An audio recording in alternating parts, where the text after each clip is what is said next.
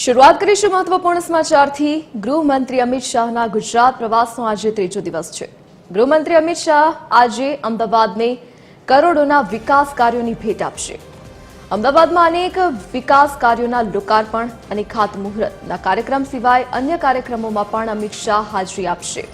થલતેજમાં નવનિર્મિત 861 AWS આવાસોનું અમિત શાહ લોકાર્પણ કરશે।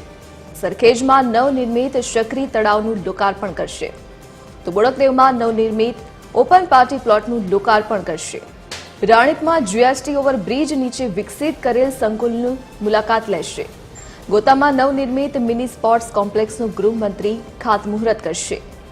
આનંદીબેન પટેલના જીવન પર આધારિત પુસ્તકનું વિમોચન કાર્યક્રમમાં પણ તેઓ હાજરી આપશે।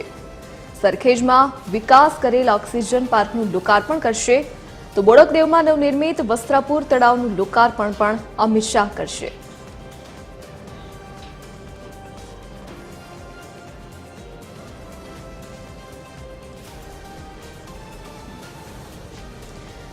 સંવાદદાતા અભિષેક સિંહ વાઘેલા ફોનલાઈન પર જોડાઈ ગયા છે। જી અભિષેક, આજે અમિત શાહનો શું કાર્યક્રમ રહેશે? બિલકુલ ધરતી વાત કરીએ તો કેન્દ્રીય ગૃહ અને સહકારિતા મંત્રી અમિત શાહ ગુજરાતના પ્રવાસે છે, ત્યારે ત્રીજો દિવસ છે અને ત્યારે આજે વિવિધ લોકાર્પણ અને વિકાસલક્ષી કાર્યોનું ખાતમુહૂર્ત અને પ્રોજેક્ટ જે છે તે ખુલ્લા મૂકશે। ત્યારે આપણે વાત કરવામાં આવે તો આજે 10:30 વાગ્યાની જ્યારે વાત કરીએ તો અમદાવાદ મ્યુનિસિપલ કોર્પોરેશન દ્વારા જે પ્રધાનમંત્રી આવાસ યોજના અંતર્ગત જે ફ્લેટ જે છે EVS જે આવાસો છે તેનું લોકાર્પણ કરશે। ત્યારબાદ પછીના કાર્યક્રમની જ્યારે વાત કરીએ તો અમદાવાદ મ્યુનિસિપલ કોર્પોરેશન દ્વારા સરખેજમાં પણ એક નવનિર્મિત શકરી તળાવનું લોકાર્પણ જે છે તે કરવામાં આવશે। ત્યારબાદ અમદાવાદ મ્યુનિસિપલ કોર્પોરેશનના અલગ અલગ જે કાર્યક્રમો જે છે તેમાં તેઓ હાજરી આપવાના છે। સૌથી મહત્વપૂર્ણ કહી શકાય કે જે પ્રકારે અત્યારે હાલ ગુજરાતના પ્રવાસે છે ત્યારે વિવિધ લક્ષી જે કાર્યક્રમો જે છે તેનું લોકાર્પણ કરવાના છે। સાથે સાથે વસ્ત્રાપુર તળાવની પણ વાત કરવામાં આવે તો આજે તેનું પણ લોકાર્પણ જે છે તેમના હાથે થવાનું છે।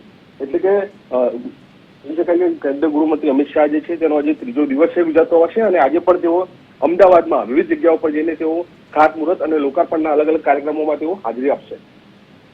જી અભિષેક, વિગત બદલ આપનો આભાર।